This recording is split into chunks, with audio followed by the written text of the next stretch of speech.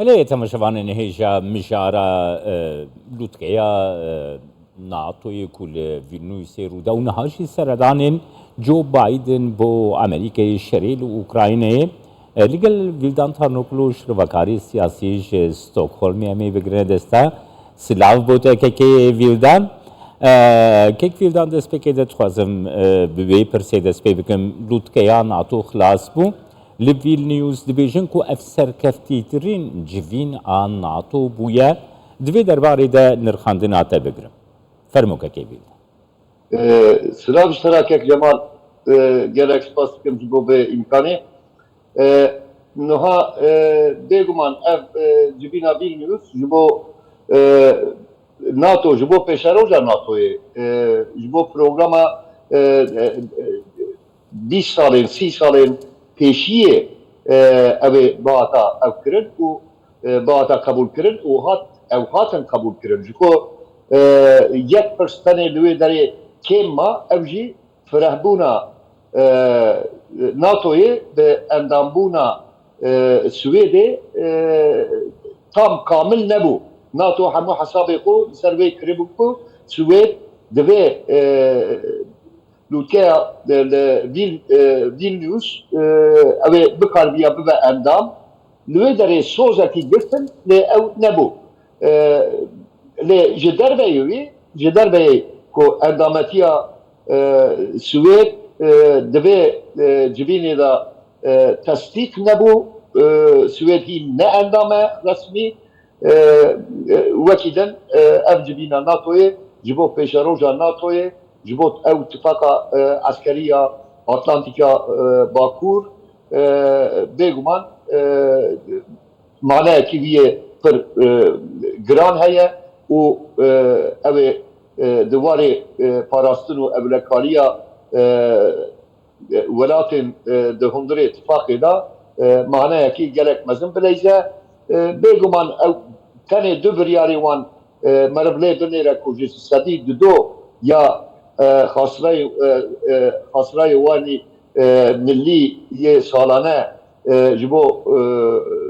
bo hêzên ewlekarî hêzên eskerî xerc bikin biryarekî gelekî mezin e bi qeneeta min û hemû beşdarên dewletên beşdar û berpirsên wan berdevkê wan civîna Vilniusê ji bilî endametiya Swêdê ku li wê derê jî xwe serketî dibînin lê ne sedî sed serketî civînekî gelekî serketî dinixînin dibînin û qeneetam jî di tarîxa NATOyê da ev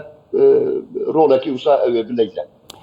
Keke vildan noha Amerika divê civînê de jî weke ku serpereştiyara civîna li Vilniusê dikir niha hin şirovekar dibêjin ku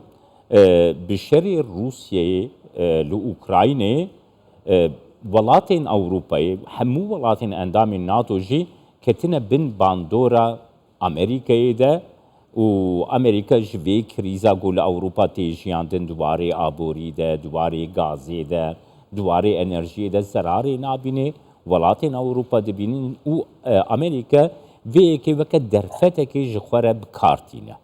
Tu çawa dinirxîne? Yani para rastiyê gelek mezin e divê îddiayê da bêguman ji bo ku şer li Ewropayê şer li Rojavayê Ewropayê welatên din cîranên Ukraynayê tev endamê NATOyê ne ji derveyê Belarus welatên Ewropa ji gelek aliyê ve ji alî ticarî ji alî enerjî ve peywendiyê wanê pir mezin bi taybetî Almanya welatên Rojavayê welatên Rojhilatê Ewropayê girêdayî Rusyayê bûn xesera wan bêguman mezin e û Rus Amerîka ji vê şerî di pratikê da xeserekî pir mezin nabîne bê eksê wî zêdetir kara wî têde heye ji alî ticarî bê jî kara wî têde heye ji alî siyaseta enerjiya navneteweyî kara wî têde heye ji alî siyasi, jali askeri karavite de heye, jibo tehdida Rusya'yı, jibo Avrupa'yı tehdideki pratike, tehdideki rojaneye, tehdideki liber çavaya, o vakta masrafın askeriyen ban velatası edildin, yani em dünya tebzane ko, endüstriya silahya heri mezin dünyaya Amerika'ya, Amerika çava silah F-16 difroşe Türkiye her usa difroşe velatindin yen endamê NATO'yê jî divê manê da bi qenaeta min ew îddia paraviya rastiyê gelekî Keke vildan her wiha di çerçeveya şerê li Ukrayna de got çêbûyî û dewam dike de 500 roj derbas kirin. Her wiha dîtînek heye ku Amerîka û welatên NATOyê Rûsya ku weke matirsiya mezin hemberê xwe dîtin li di erdekî biçûk de heps kirin, dora Rûsyayê girtine. Hemî welatên endamên NATOyê bi taybet Amerîka piştgiriya Ukrayna dikin û bi vî awayî Rûsya xistine nav kemînekê de. û encamê vê yekê jî niha hêdî derdikevin ku Rûsya di warê serbazî de pirsgirêkî nav de çêbûne û Rûsya ne ew Rûsya bihêz e ku ji roja şer dest pê kirî. Çawa di nirxînekek Keşkeman hin desteka şerê Rusya tevgera wî ya dagirkirina Ukraynayê da û sedemên ku Putin roja pêşî ji bo ew êrişa xwe ya askerî ku dagirkirina Ukraynayê da diyar kirin pir girîng ye ku meriv li ser bi hûrgilî raweste Putin roja pêşî got ku welatekî wekî Ukrayna tune ye, milletekî wekî Ukraynî tune ne, ev ya diyariya Lenin ya avakarê yani Rusya'ya sosyalist bu avakarê Sovyetê bû ku ji Ukraynayê ra diyar kir em niha ew mafê xwe paş vedigirin. Ev ya birasî roja pêşî weka min godarî kir, min Putin godarî kir, roja pêşî ya şerî bi vî awayî min godarî kir, zindî min godarî kir. Yani tiştê ku Türkiye Kurdera dibêje ew hat bîra min. Ev ya deynin aliyekî niha ev şer rê da ku mesela du welatên ku 200 salin bêalî ne. Finlandiya û Swêd tu bixwe jî li Swêdê mayî tu zanî li Swêdê yani bêalîbûna askerî di raya giştî de her aliyê çepkira da rastkira da pir fireh bû ku Swêd bêalîbûna xwe ya askerî hertin sergirind bû Finlandiya jî wisa bû. Di hundirê du meha da raya giştî ya Swêdê ji sedî sî û pênc ji bo NATOyê derket sedî heftê û pêncî. Niha em netîceya van pêsit roja ya şerê dagirkirina Rusya ya Ukraynayê lê binêrin hududê Rojavayê Bakur ya Rusyayê 1300 kilometre bi Finlandiyayê rareye Baltık behra Baltıkê Swêd li wê derê pir xurt e Swêd jî alî askerî di nav dewletên İskandinavyayê da bixwe balafirên xwe yê şerî Gripen heye yas heye ew bixwe ji alî sanayiya xwe ya askerî de jî pêş e bêguman divê maneyê da Rusya ket bixwe tiştekî kir milletekî înkar kir welatekî îşgal kir lê bixwe ket nav xefekî jî. Keke vildan niha Neticeyên viya Rusyayê di salên pêş me da ev ê hîn girantir be. Keke vildan Tirkiye gerem rewşa Tirkiye di vê balansa şerê Ukrayna Rusya de bigirin dest. Tirkiye her got ku êman balansê radigirin لێ کریارên di hefteya dawî de hatî kirin ku 5 generalên Azovê radestî Ukrayna hat kirin ku Zelenskiy ew bixwere birin Ukraynayê. Heta ew gotina ku Ukrayna hêjayî endamîtiya NATOyê ku bes ji endamê NATOyê Tirkiye vê gotinê dibêje û vekirina deriyê endamîtiya NATOya Swêdê jî. Gelo Tirkiye cihê xwe guherand,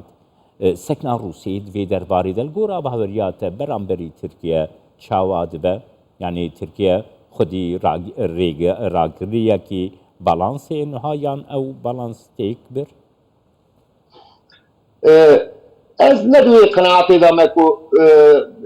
evan tiştana girêdayî rewşa Tirkiyeya hundirî, rewşa Tirkiyeya îktisadî, rewşa Tirkiyeya siyasî û her tiştî zêdetir jî helwesta Tirkiyeya li hember milletê Kurd ve girêdayî ye. Tirkiye û taybetî jî Erdogan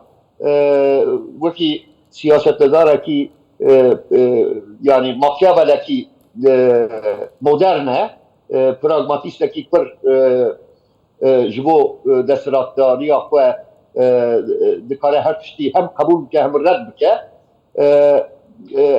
Lê rastiya Tirkiye wekî din heye. Ticareta Tirkiye ji sedî heftê zêdetir bi welatên Gerbê ra ye, Rojava ra ye. Tirkiye heftê sale endamê NATOyê ye. Tu eger ew füzeyên S-400 ku bûye sebeba ku Amerîka naxwaze F-16 ji Tirkiye ra bifroşe tu wê jê derxî hemû avahiya wî ya eskerî bi terbiya NATOyê ve û bi terbiya Gerbê ra û çekên wan jî wîsanin hatiye girêdan. Loma qenaeta min yani Tirkiye